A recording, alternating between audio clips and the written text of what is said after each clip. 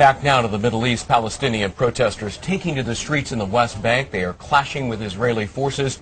Palestinians throwing rocks and stones at Israeli soldiers. At least 360 Palestinians have been killed since the raid began, many Hamas militants, but also a number of civilians. Joining us now live, Palestinian legal advisor Diana Boutou, who, as I understand, is live from Ramallah. Thank you for being with us. The Israeli military launched its attack on Gaza because Hamas simply would not stop firing rockets into Israel. Would you agree that Hamas is to blame for all of these terrible Palestinian deaths? Absolutely not. You are blaming the victim.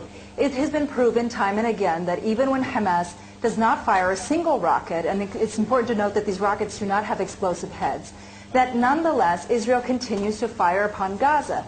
Over the course of the past 2 years, there have been close to 2,000 Palestinians in Gaza who've been killed.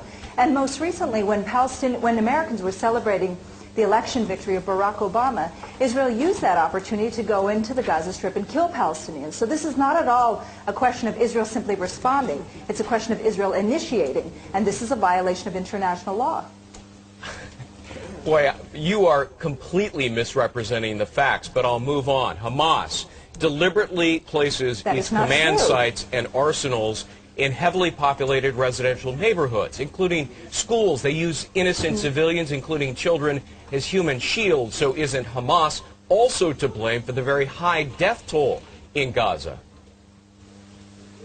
Absolutely not. You have never been to the Gaza Strip. You don't know what it looks like. The Gaza Strip is a very densely populated area, and the places that the Israelis are targeting are not military installations, but actually government offices that were once the offices of the President Mahmoud Abbas. There are hospitals that they have targeted, there are schools that they have targeted, there are mosques that they have targeted.